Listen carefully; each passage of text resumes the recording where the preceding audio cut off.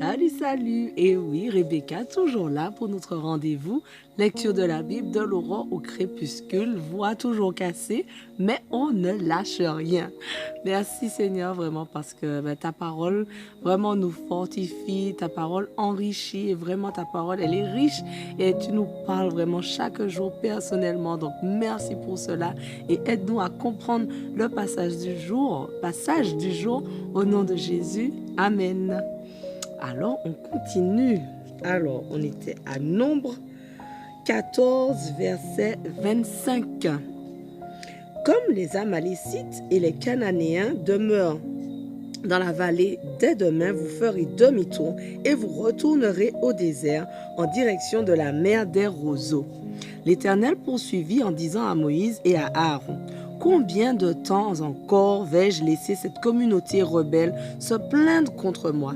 Car j'ai bien entendu les plaintes incessantes des Israélites contre moi. Dis-leur: aussi vrai que je suis vivant, parole de l'Éternel, je vous traiterai selon les plaintes que vous m'avez exprimées.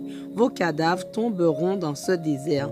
Vous tous qui avez été recensés, vous qui avez donc 20 ans et plus, puisque vous vous êtes plaints contre moi, en aussi grand nombre que vous êtes, vous n'entrerez pas dans le pays où j'avais promis par serment de vous installer, excepté Caleb, fils de Yéphuné, et Josué, fils de Nun. Mais vos enfants, dont vous avez dit qu'ils deviendraient la proie de l'ennemi, je les y conduirai et ils connaîtront le pays que vous avez méprisé. Quant à vous, vos cadavres tomberont dans le désert, où vos fils seront nomades pendant 40 ans. Ils supporteront ainsi les conséquences de votre infidélité à mon égard jusqu'à ce que le désert ait englouti tous vos cadavres.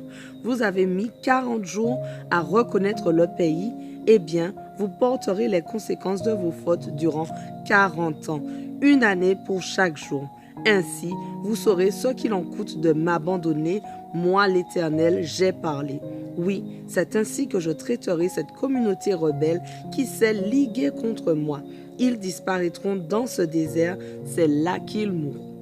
Les hommes que Moïse avait envoyés reconnaître le pays et qui, à leur retour, avaient entraîné toute l'assemblée à se plaindre contre lui en décriant le pays, ces hommes qui avaient débité de mauvais propos contre le pays, frappés d'une brutale devant l'Éternel. Des hommes qui étaient allés prospecter le pays, seuls Josué, fils de Nun, et Caleb, fils de Yéphuné, restèrent en vie.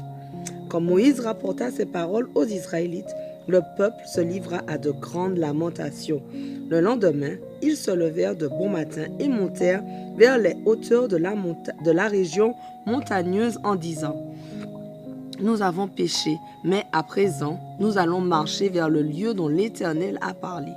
Moïse leur déclara: pourquoi passez-vous outre à ce qu'a dit l'Éternel? Vous allez au-devant d'un échec. N'y allez pas, car l'Éternel n'est pas au milieu de vous. N'allez donc pas vous faire battre par vos ennemis, car vous trouverez les Amalécites et les Cananéens sur votre chemin et vous vous ferez massacrer. Comme vous vous êtes détournés de l'Éternel, il ne sera pas avec vous.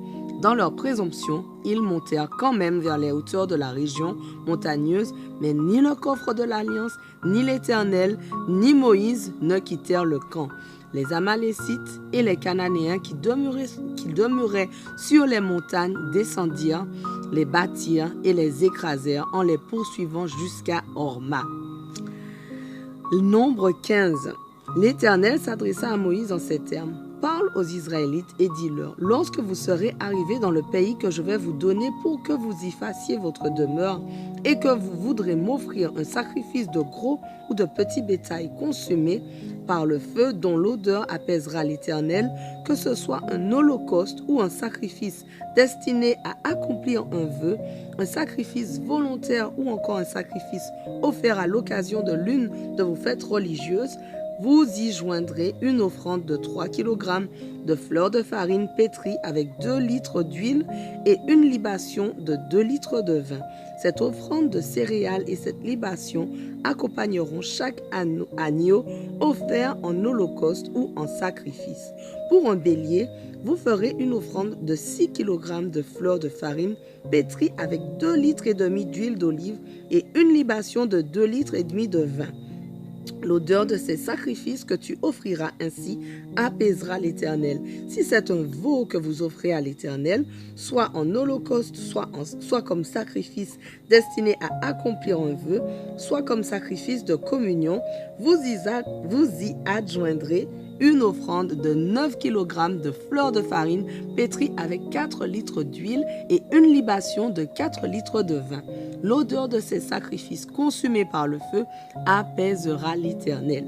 Chaque bœuf, chaque bélier, chaque agneau ou chevreau sera offert de cette manière, quel que soit le nombre des victimes que vous offrirez. Vous accompagnerez chacune d'elles de l'offrande de céréales et de la libation correspondante. L'Israélite de naissance suivra ces prescriptions pour offrir les sacrifices consumés par le feu dont l'odeur apaise l'Éternel. Et l'étranger séjournant parmi vous ou établi depuis plusieurs générations au milieu de vous procédera de la même manière que vous pour offrir un sacrifice consumé par le feu dont l'odeur apaise l'Éternel. La communauté aura un seul et même rituel qui s'appliquera aux uns comme aux autres. Ce sera un rituel immuable pour les générations à venir et il en sera de même pour vous et pour l'immigré devant l'Éternel. Une même loi et une même ordonnance vous régiront, vous et l'étranger qui réside parmi vous. L'Éternel s'adressa à Moïse en ces termes. Dis aux Israélites, lorsque vous serez arrivés au pays vers lequel je vous conduis et que vous mangerez du pain du pays, vous en prélèverez une offrande pour l'Éternel. Quand vous cuirez votre pain, vous prélèverez la première miche que vous m'offrirez comme ce qu'on prélève sur la nouvelle récolte de blé. Vous ferez ainsi une offrande à l'Éternel des premiers produits de vos fournées de génération en génération. Supposons que vous négligiez par inadvertance d'obéir à l'un de ces commandements que j'ai communiqués à Moïse, à l'un de ces ordres que je vous ai transmis par son intermédiaire. À partir du jour où je les ai prescrits et par la suite de génération en génération. Si donc cette faute a été commise par inadvertance et qu'elle a échappé à la communauté, toute la communauté offrira un jeune taureau comme holocauste dont l'odeur apaisera l'Éternel avec l'offrande et la libation prescrite, ainsi qu'un bouc en sacrifice pour le péché. Le prêtre fera le rite d'expiation pour toute la communauté des Israélites. Et il leur sera pardonné, puisque c'est une faute commise par mégarde. Quand ils auront apporté leur sacrifice, un sacrifice consumé par le feu pour l'Éternel, et présenté leur sacrifice pour le péché devant moi, pour leur faute commise par inadvertance, il sera pardonné à toute la communauté des Israélites et à l'immigré installé au milieu d'eux, car c'est par inadvertance que tout le peuple aura commis cette faute. Si c'est une seule personne qui a commis une faute par inadvertance, elle offrira un chevreau dans sa première année en sacrifice pour le péché. Le prêtre accomplira devant l'Éternel le rite d'expiation pour la personne qui a commis une faute par inadvertance. Une fois que le rite d'expiation sera accompli pour elle, il lui sera pardonné. Une seule et même loi régira les Israélites nés dans le pays qui commettent une faute par inadvertance et les immigrés installés parmi eux. Mais si quelqu'un commet délibérément une faute, qu'il soit autochtone ou immigré, il fait injure à l'Éternel et il sera retranché du milieu de son peuple. Pour avoir méprisé la parole de l'Éternel et violé son commandement, il doit être retranché car il porte la responsabilité de sa faute. Pendant leur séjour au désert, les Israélites trouvèrent un homme qui ramassait du bois le jour du sabbat. Ceux qui l'avaient surpris ainsi l'amenèrent devant Moïse, Aaron et toute la communauté. Ils le tinrent sous bonne garde car rien n'avait encore été prescrit quant à la peine qu'il fallait lui infliger. L'Éternel dit à Moïse, « Cet homme doit être puni de mort.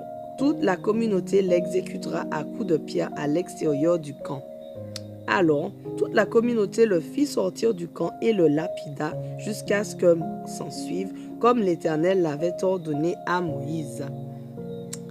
Notre passage du jour touche à sa fin, mais on continue dès demain. Notez tout ce que vous ne comprenez pas et priez, demandez à l'Éternel de vous éclairer. Allez, on garde la motivation, on ne lâche rien. Allez, sois bénis.